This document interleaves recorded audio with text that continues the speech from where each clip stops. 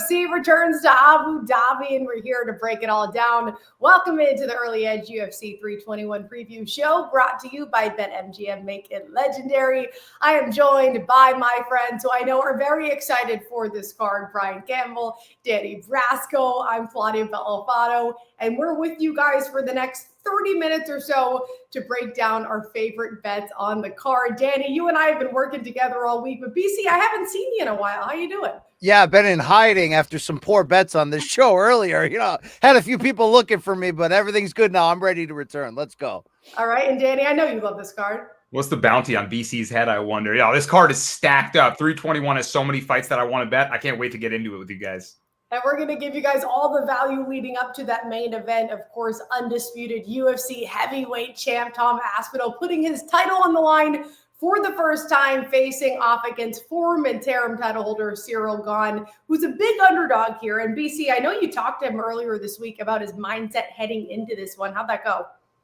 It was interesting. Look, I like Ciryl Gane. I thought he was heavyweight 2.0, heavyweight of the future when he first arrived on the scene, won his first, 7 UFC fights in the interim championship. Obviously, the last 5 fights have gone in a lot of ways the opposite direction for him. But one thing he told me in particular, he said, people talk so bad about my ground game, but it was one mistake against John Jones, and I fixed it. You can take that information with what you want. And the other thing, which isn't settling great with me, is I said, look, popular belief is that you're going to try to take Tom Aspinall into deep waters, maybe expose that gas tank. He said, no, I can do it all. I can do it both ways. I'm just as likely to go toe-to-toe, go to war in round 1 and knock him out. Mr. Gane, we love you. Can't say it enough. But if you go toe-to-toe with that gentleman, you ain't making it out of round 1. Thank you. That's me talking right now. Okay. Well, if they do make it and he does win, you get a nice little payout. We will talk about our favorite bets for that main event. But Danny, let's start with the prelims. You're looking at one of the lightweight bouts to start us off. That's right. I'm looking at Mateus Camilo on the money line. And in terms of the 155-pound division, in this matchup, I think he's the more interesting commodity. He's taken on a guy in Kareem Abdul Al-Sawadi.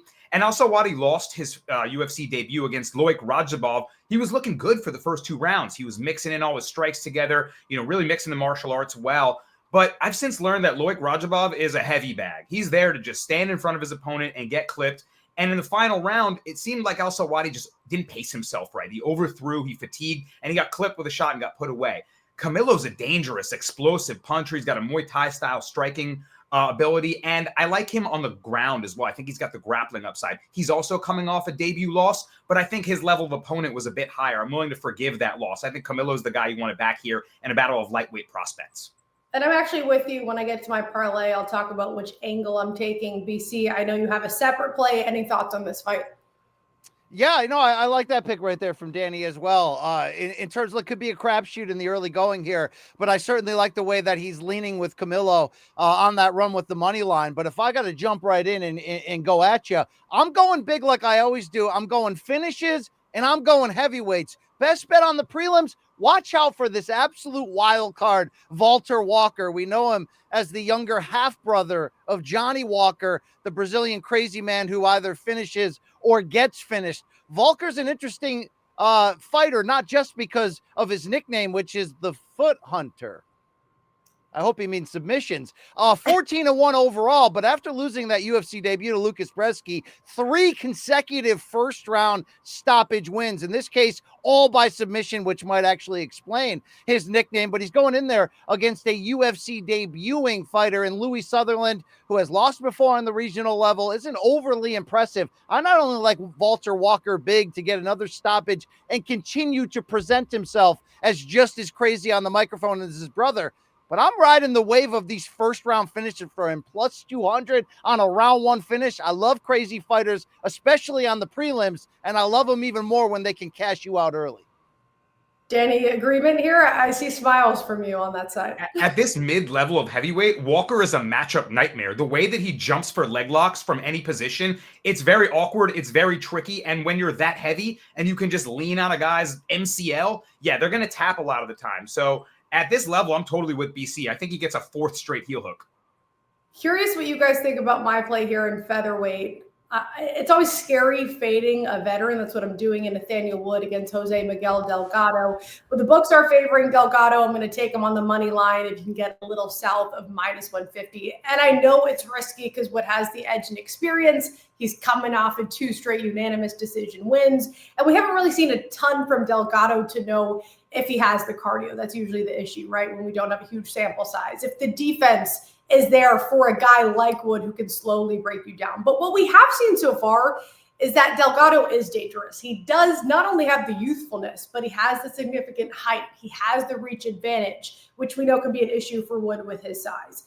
And he's 10-1 as a pro. 3 of his UFC fights by knockout in the first or second round, last 5 overall by knockout, I should say. And his last fight was probably the most impressive, right? Against Hyder Emil. It took him just 26 seconds to knock him out. And that's a guy really known for his chin. So I think this is considered a cheap price down the road if he comes out and he impresses again.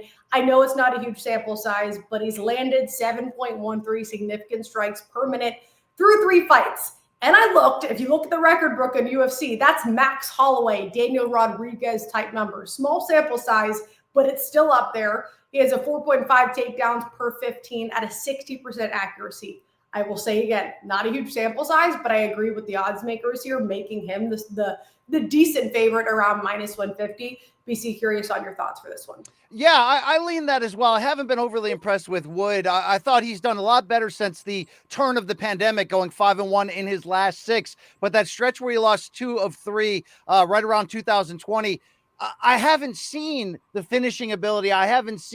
Maybe I've seen consistency in him going the distance and winning decisions, but Delgado seems like the plus fighter from the standpoint of, can he surprise me more? Can he show me more of that ceiling? I like the way you're leaning here early. Danny, any thoughts here before we go into our prop bets? Totally. Let's make it unanimous on Delgado because I agree with all your sentiments. I was a huge Hyder the Hurricane guy. The guy's got a granite chin. Delgado kneed him into oblivion. I couldn't believe my eyes watching Hyder go away in 30 seconds. That's a tough bastard. So, yeah, Delgado has all the explosiveness and athleticism upside it here. And like BC said, is Wood going to outpoint him for 15 minutes or is Delgado going to catch him with one huge shot? I'd rather bet on the latter. I love it even more then. BC, let's come to you first for your favorite prop bet on the card. It's so hard to narrow this down, isn't it? But ultimately, when I look at that heavyweight fight on the main card, which really could produce the next title challenger in Alexander Volkov versus Jailton Almeida, I'm looking for this fight to go the distance. I like the odds there of +225, and it's not lost on me that Almeida presents the biggest strength that matches up with the biggest weakness of Volkov, which is on the ground. Almeida, a submission specialist, loves to get out of there before the final bell because of that ability. But even though that is the hole in Volkov's game, look, this may be a broken record that I'm going to keep playing until Volkov retires one day, but he's going to get his chance at a UFC title. He's come close before. He's lost those heartbreaking #1 contender opportunities that forced him to restart all over again. He would have been a 6-0 run at this moment had he not get robbed on the scorecards in December against Cyril Gane, where famously Dana White told him afterwards that they would reward him. They didn't believe that he lost. Although they're putting him in here as the underdog against an Almeida who is 7-1 in the UFC, the thing about Volkov is he's just such a large dude. He's hard to dominate, hard to finish, maybe outside of that aberration, which was the first round submission loss to Tom Aspinall. I think this is a Volkov in his late 30s, who now we're finding out is 6'9", not the 6'7" he's been telling everybody for years because he doesn't want to see. My kids, somewhere out there, my kids saw that and they like that. But the whole point is this. Look, Curtis Blades dominated Volkov once for 3 straight rounds on the ground, but he couldn't get him out of there and he ended up running out of gas. Now, granted, that was a 5-round fight in which Volkov rallied late. I just think Volkov is at a different mindset right now. He controls distance so well with that jab. He's figured out how to hide his vulnerabilities. And even though Almeida will take him down, it will happen in this fight, I think that toughness, that strength of Volkov will keep it going to the point where they'll go the full 3 rounds. And I even like Volkov with plus money getting the win here. I think he does challenge Aspinall should he get by Gane for the first title defense of 2026, unless John Jones or Poetan parachute in, but that's another conversation for another time. Give me Volkov here going the distance. Danny, does BC think with all this great breakdown, the nice value, we're just going to miss out on his TikTok references? What is that? I was literally at an event last night where I was talking to parents and they brought this up. So I'm still like uninitiated. Now I know the TikTok references. BC is dropping them like BC is for the kids. Yes, for the kids.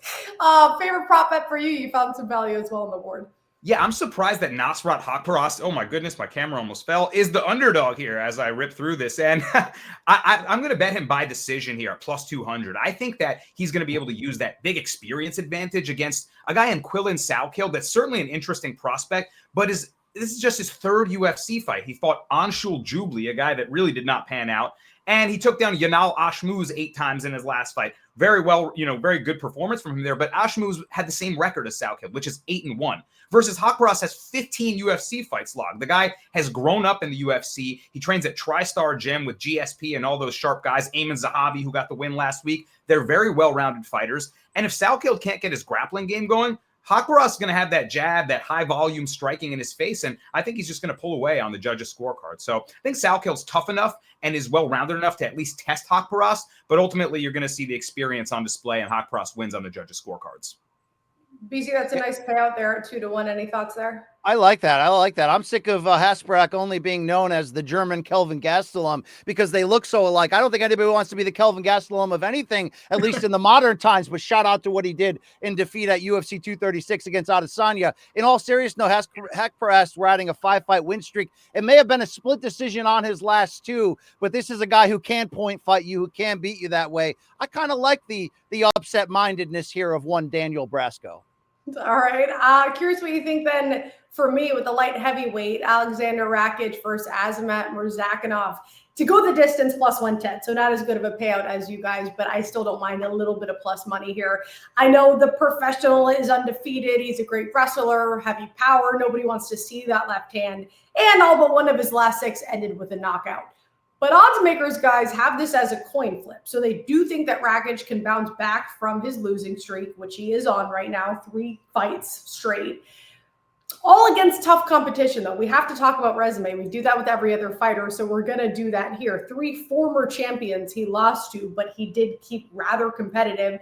And I think he will keep this one, too, which is going to force this to go the distance. 4 of his last 6 have. And he's a different kind of locked in. I was listening to a lot of those interviews with him out there in Abu Dhabi. He said after that loss to Ankalaev, who went on to win the belt, so again, that's a nice loss for him, Rakic made the decision to change teams. He changed his head coach. He's been training in Serbia full-time, didn't see his family for 2 months, been doing his homework, and he said he thinks this is the fight where we're going to see the full potential. And you have to think it's scary if we do see a full potential from him when you look at his size, 6'4", 78-inch reach. So I do think that he'll be able to push this one. He's technical. He's crisp. I know Azamat is a wild man and creates chaos, but I do think if we see the full potential of Rakic, like you said, it's going to challenge Azamat and they will go the distance. Danny, I'm going to come to you first. Thoughts on this one? Oh, why did you come to me? Because Alexander Rakic is such a conundrum to me. He's so talented. I've backed him for years. I've told everyone, just disregard that loss. He's really, really good. Mm-hmm. And he hasn't won a fight in 4 years. I know it's been against excellent competition, but I feel like he's always putting it all together. Like you said, mixing that kickboxing in, clean, low kicks, nice movement. And then he just kind of doesn't pace himself right, or he gets clipped with a shot in the second round. Something goes wrong. He makes a mental mistake somewhere. And that's what worries me about him, because Azamat, despite being at a size disadvantage against every opponent in this division, finds a way to close distance, finds a way to make the fight dangerous. So I lean towards your side with Rakic just because I agree he's so talented if he can put it together, but I have trust issues with him, so I'm staying away from this fight. And I just need it to go the distance, BC. Do you think that he'll at least be able to do that? Well, not only do I think this fight goes the distance, I think this is the big comeback fight for Rakic. So I think bet big, because there are times you can get high-level talent at lower or great value. Think the Patriots signing Randy Moss, or the Sacramento Kings trading for Chris Webber. They may, or maybe even 2.5 Men picking up Charlie Sheen at that point where his headlines were and his drug use. But the whole point is, look, what we know about Rakic is he's super elite, but it's not just the fact, well, hey, he lost to 3, championship level guys. He battled so many injuries during that stretch, particularly against Blachowicz, which the injury caused the loss. This guy knows that he's at age 33. He's at a turning point where it's now or never. And as much as Mirzakhanov is explosive and gnarly and all that, he just hasn't beat second or first world level talent. He's beaten a run of guys he should to get to this point. That experience advantage is going to matter for Rakic, and it just means more for him right now. So I think if you're going to get him with not necessarily plus money because it's a pick 'em, but the idea that people are looking down on him, not only will he win, this fight will go the distance. That's the BC lock right there, whatever that means, but it is. It's the BC. Lock it in, okay? Let's go. Well, BC, you be careful talking to me about Randy Moss. I'm a Patriots fan, okay? So if you get me that excited, I gotta watch my bankroll over here. Let's move on to our favorite parlays, and BC, I'll come to you first. Break yours down for us. Yeah, I love weird parlays. I love to put things together that are like-minded. I'm talking about two fights that will not go the distance. Now, number one, the main event, Aspinall gone. There are more than enough reasons to believe that fight won't go the distance, the least of the fact that in 18 pro fights time, Aspinall still hasn't made it out of round 2. But I'm going to link with that this very key bantamweight sort of quasi number one contenders fight between Umar Nurmagomedov and Mario Bautista. I hate that we're just looking so down on Bautista right here when he's riding an 8-fight win streak. But I know how good Umar is. I know the injury he suffered against Merab. I still believe that Umar is the only bantamweight on this planet who can beat Merab. And if it wasn't already automatic, the idea that if he beats Bautista, he'll get that chance, provided, of course, Merab wins for the 4th time this year when he rematches Petr Yan in December. But how about that guarantee this morning at the press conference where Dana White said, hey, Umar, you handle your business, I'll handle mine and book you into that fight. I think we're going under here. I think Umar is a technician that it just is far too skilled for Bautista in every category. So look for both of these fights to end early. You get plus 200. You put a couple pesos in your pocket. Tell him BC sent you. Thank you. All right. Yeah. As much as I love you, BC, I hope you're wrong because I'm going with Bautista and the points, but we'll get to that later.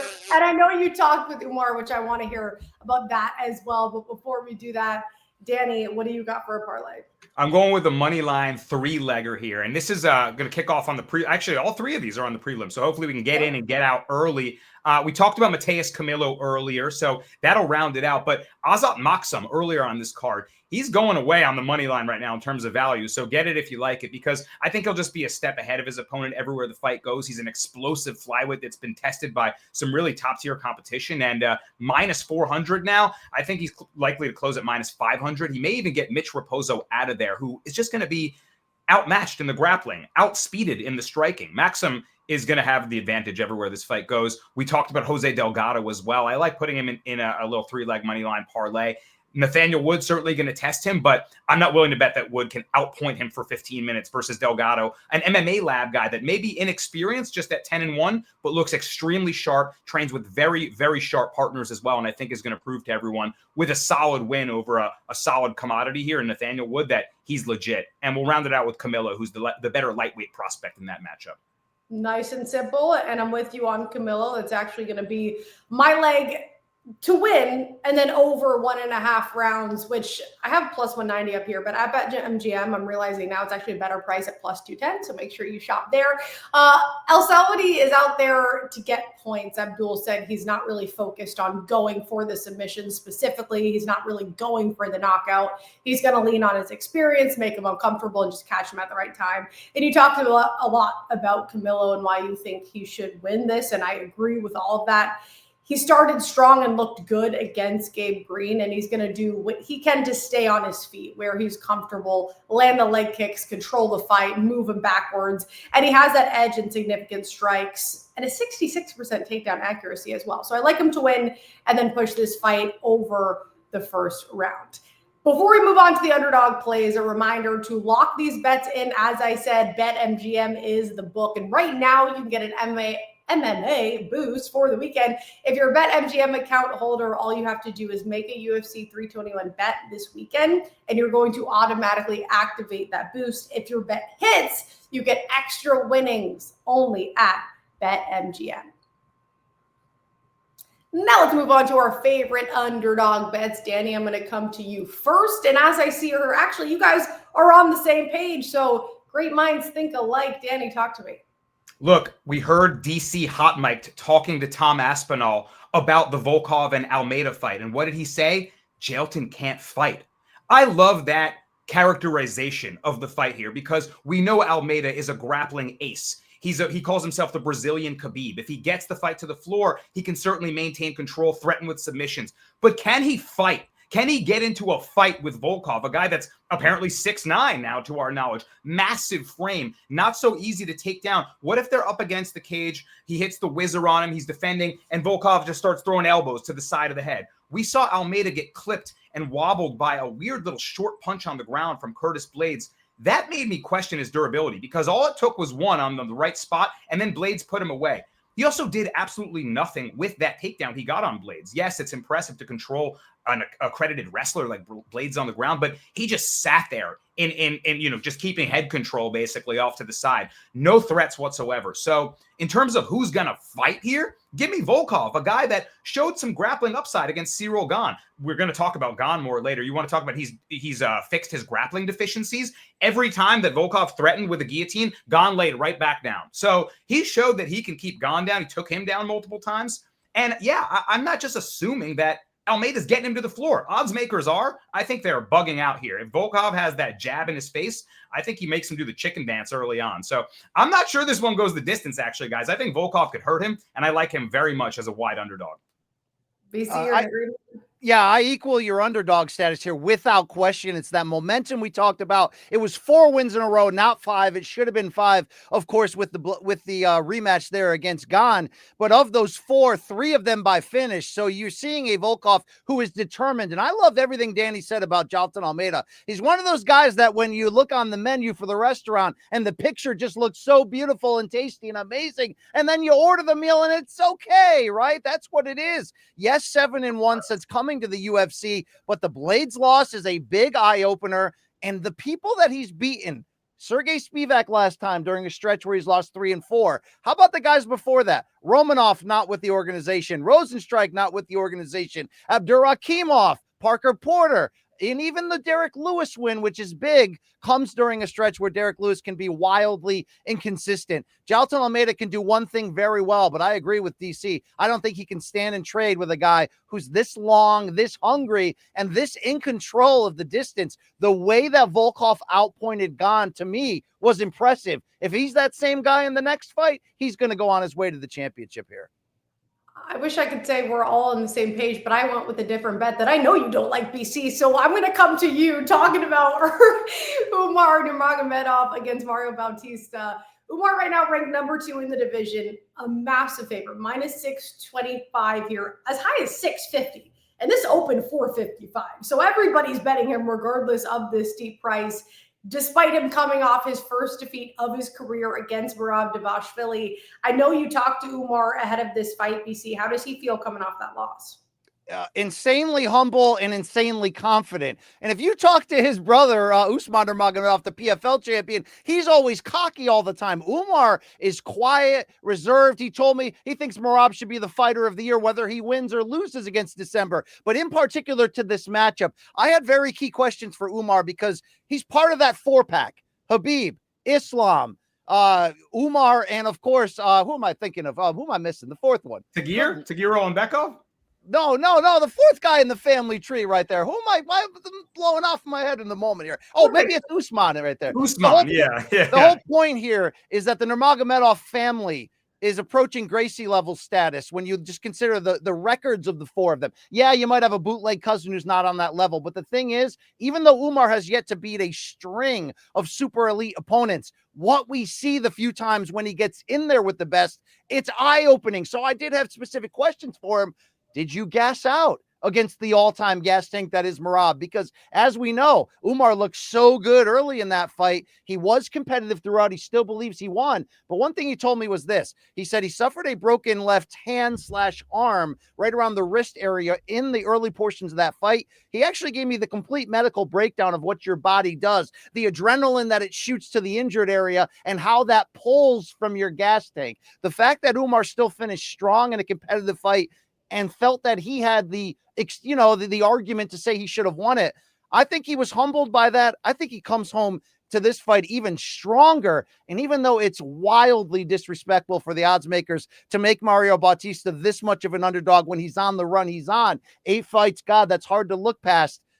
He plays it safe. He does play it safe in certain areas. He's so much better as a volume striker compared to other parts of his game. There are no holes in Umar's game. And I'm going to tell you one more tidbit when it's time for me to tell you why Umar's going to win by submission too. So stay tuned, okay? Stay tuned. Let's call it a teaser in the biz. All of that said, I'm going Mario Bautista plus 5.5. Getting this at even money, which again, you said, it feels disrespectful. And I know it's a big step up in competition. I understand that. But the fight to go the distance is priced at minus 255. So odds makers do think they're going to last the rounds. And I just think he'll do enough to impress the judges with the high volume striking by pushing the pressure, pushing the pace to at least cover with the 5.5. You talked about the momentum that he's picked up. He's become one of the most improved fighters. 8 straight wins, the last 4 by decision, 3 of them unanimous. He has a solid resume. He creates that chaos in fights that could make this go longer than people expect. But Umar even said, which I'm sure he said this to you too, he's a good striker of his opponent. Sometimes when you ask guys, they're like, I'm not worried about him at all. He said, no, he's a good striker. He moves well. He is on my level. So hopefully the judges feel the same and I can cover here. If not, at least my friend BC will hopefully win his bet. But I'll take the 5.5 with Mario Bautista. Quick thoughts on this one from you, Danny, before we go to the co-main. I mean, yeah, BC said it. If Umar didn't break his hand, he may have edged out that bantamweight championship fight. That really was the deciding factor. Then Merab just Merab'd him, right? He's relentless. Yeah. So you're going to be injured against Merab, sayonara. There's no chance. But he's so sharp. So I think he's going to, show that sharp kickboxing on display. We all feel that he has the grappling upside here too. And Bautista's coming off a great performance against Patchy Mix, but we've since learned Patchy Mix is faltering. I mean, he came in with all the hype in the world from Bellator.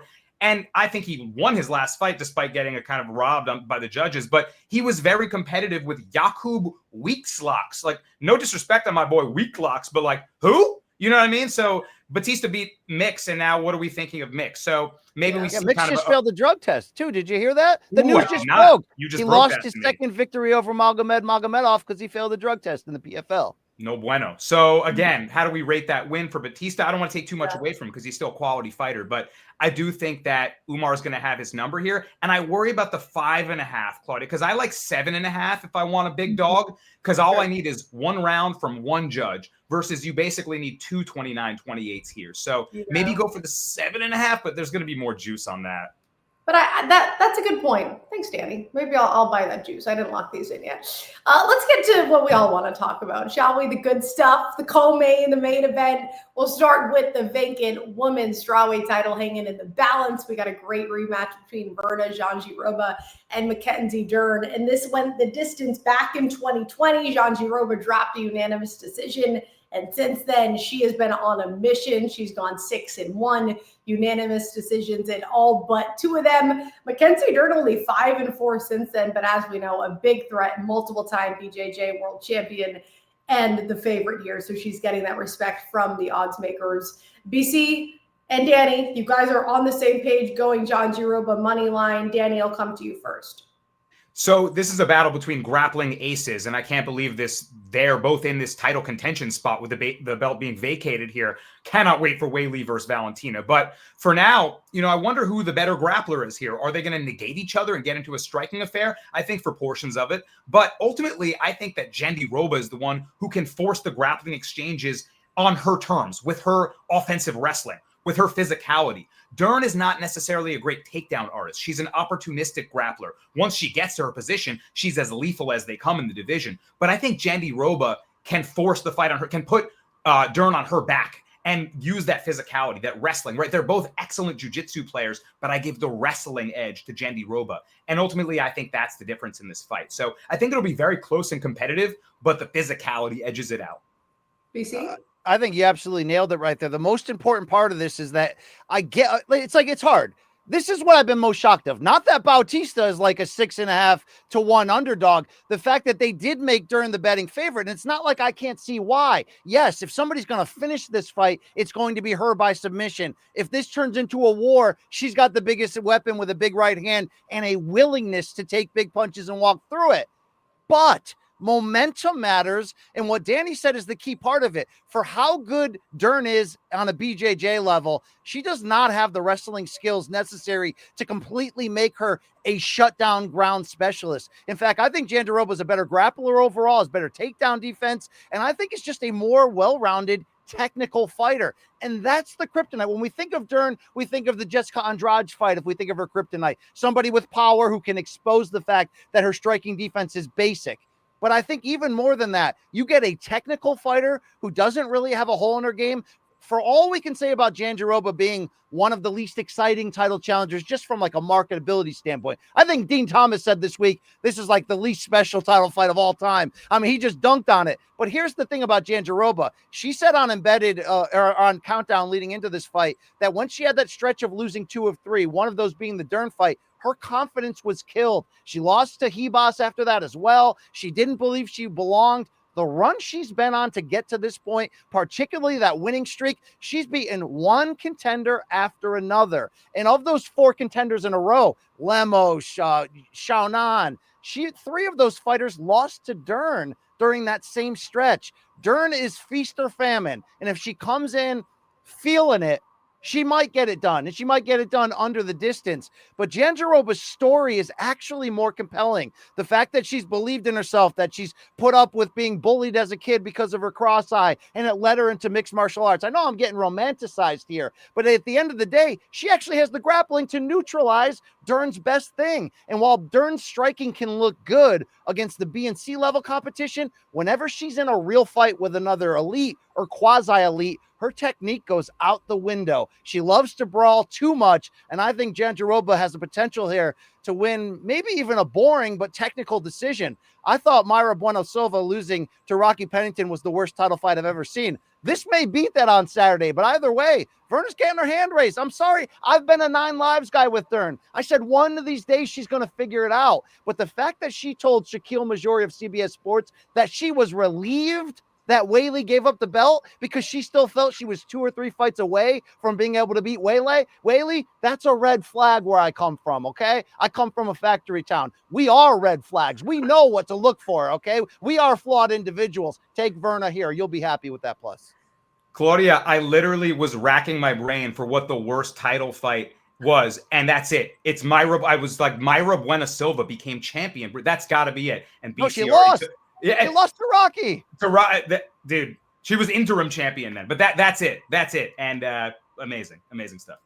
Well, music to my ears. And BC, first of all, UFC MMA is romantic, so that's fine. We like storylines. And everything you guys are saying is music to my ears because I'm going to take this to go the distance at -110. For everything you said, Jandiroba might be boring. She's methodical. She's not flashy. But one thing she is consistent, and that's all I really care about. She's going to go for the steady control. She's going to go for the pressure grappling. She has the striking defense. She's going to absorb those crazy, erratic strikes that we're going to see from Dern. And we've seen both of these fighters go the distance in all but 2 of their last 8. So I really like the value. I like the storyline. Give me a boring fight. I want to fall asleep. Co-main to go the distance at -110. Let's move on to the best main event bets. Title on the line for undisputed UFC heavyweight champ Tom Aspinall against Cyril Gane. And I know we talked about you talking to Gane earlier this week. This is definitely one of the most highly anticipated fights of the year, especially when you consider the storyline of Gane's only 2 setbacks coming when the undisputed title has been on the line. John Jones by submission back in 23, Francis Ngannou by unanimous decision back in 2022. I know you had a lot more feelings to talk about this fight, so I'm going to come to you first. Take it away.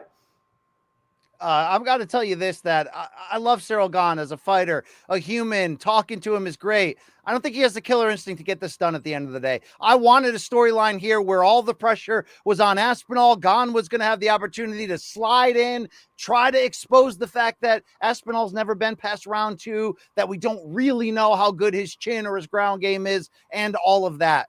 Problem is, I just can't. When you look at the tape, when you look at the momentum, which matters, I talked about that in a few other matchups, momentum matters. Right now, Tom Aspinall has all of the momentum. He got through the John Jones soap opera. He's still here standing, looking to prove himself. I think it would be a disastrous loss if he loses here to Gane, mostly because it would almost validate all that crap that John Jones said as reasons why he shouldn't fight Aspinall. But if I'm looking for a bet here that gives you some value, everyone's picking Aspinall to win. You're not going to get value saying that this fight won't go the distance. But here's the thing, Aspinall will win. And every single UFC opponent has been finished in the first round with the exception of former champion Andrei Arlovsky, who he submitted very quickly there in round 2.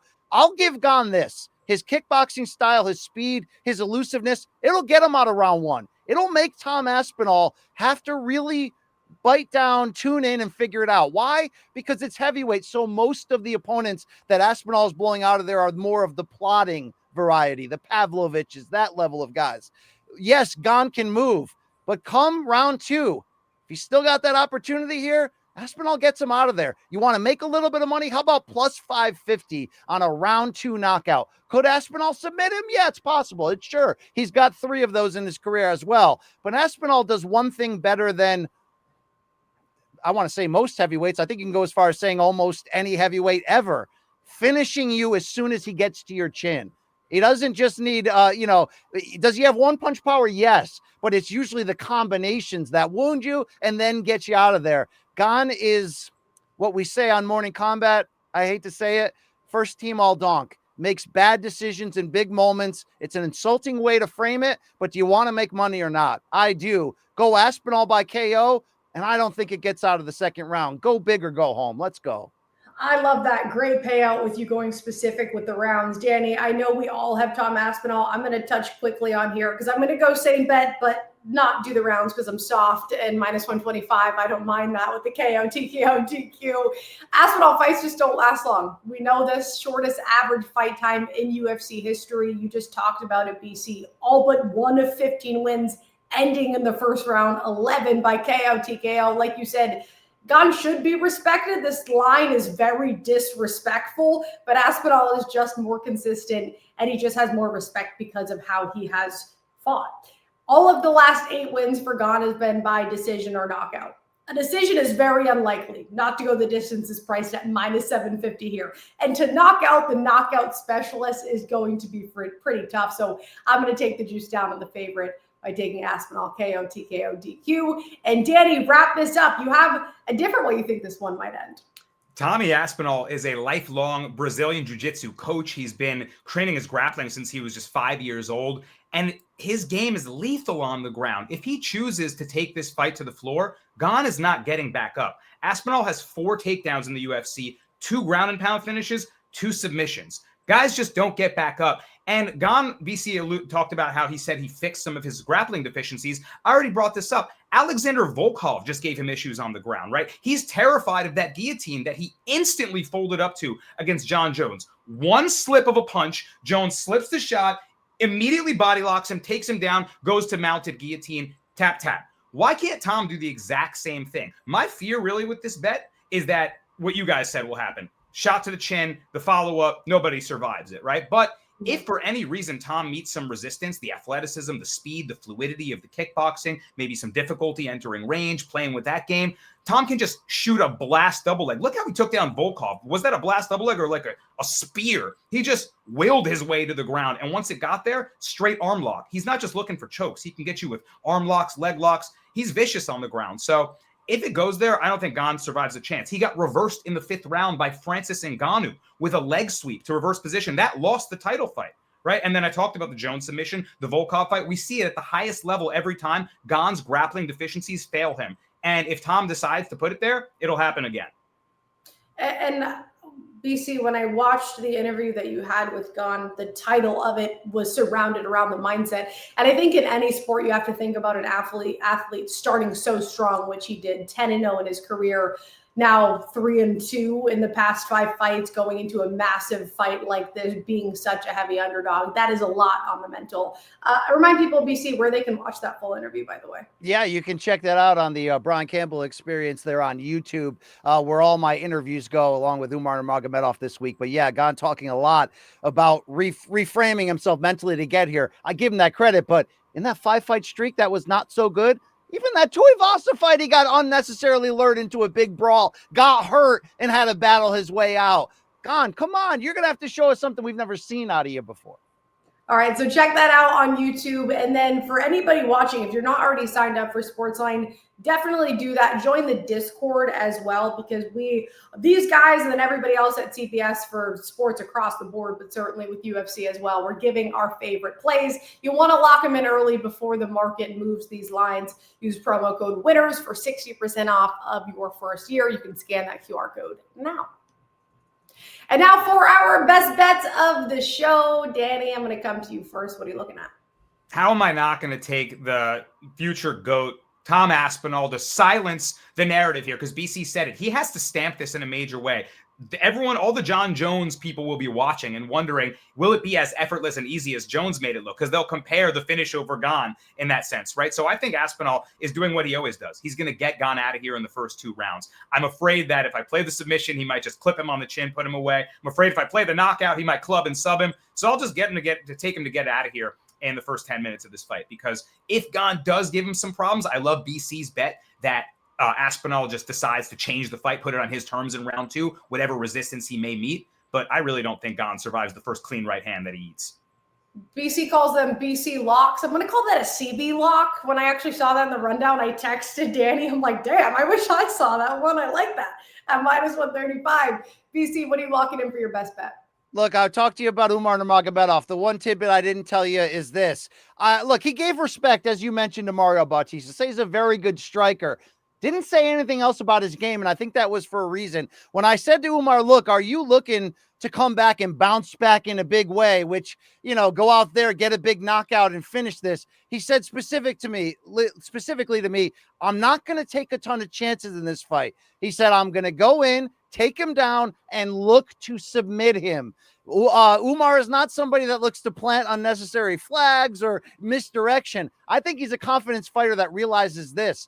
There is a flaw in Mario Bautista's game where his wrestling is not at the level of his striking. Umar, I think he's one of the 10 best fighters in the world, a complete, well-rounded fighter. Like I said, would love to see him fight and beat more elite fighters, but I think that will come in time. He's the only guy that can beat Merab, straight up. He's more skilled than Merab, and if he doesn't have a broken injury, we're going to find out if his gas tank can meet Merab directly. But in this fight, I actually believe you'll see Umar back up his own words. I don't think he's going to be looking to take punches. I don't think he's going to be looking to allow Bautista to be in a spot where he can excel.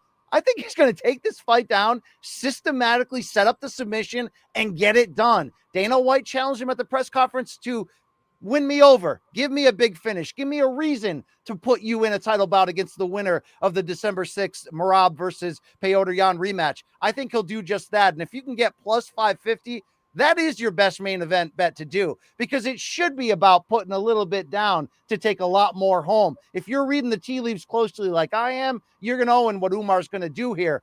Do you believe he's good enough? From what I've seen, he's part of that core 4. He's part of that family. We're Team Abdulmanap over here, the late coach, all right? They did something different over there in Dagestan. I don't know if they'll sell me some bottled water. I may have to take Danny's line and do 2 to 3 years over there and forget. But Umar will be back in a title fight, one more fight from here. I think you all know this. I think I just convinced you. Yeah, that's it. As we talk about several times on this show, when the elite fighters say that they're going to do something, they usually back it up. So now you're making me sad about my bet, BC, but if you win, you're my friend. I'm happy for you. My best bet, though, is for that co-main to go the distance. I like that we're all on the same page with John Giroba here to win it. I like her to control the fight and slow and control the pace and the pressure. And a reminder, she has gone 6-1 since that fight. She has all of the momentum, unanimous decision in all but 2 of them. So I think she pushes this. And the same goes on the other side with her, and all but 2 of her last 8 have gone the distance as well. So that's going to be my best bet on this card. Any other shows that our folks can watch before this fight card, or are you guys done for the week? Where can they see your stuff? BC, you talked about your show. Danny, anything else coming up for you? I'll be on the early edge on Friday talking more UFC 321. But, man, I was going to bring some Tom Aspinall, Cyril Gane kind of haterade to the show. So you got that right here. If you want me to double up on that, I'll be talking that Friday morning. BC, anything else from you? Yeah, check me out. I'll be all over CBS Sports HQ the next couple of days. Pre-fight, post-fight on Saturday, all that, and then some. Tall, pale, and handsome. It's your boy BC. Get some of that, all right? Yeah, all right. What the hell am I talking about? I don't even know. UFC 321. We're all jacked up, baby. UFC returning to Abu Dhabi. For BC, Danny Brasco, I'm Claudia Bellofatto. Thanks for hanging out with us here on The Early Edge.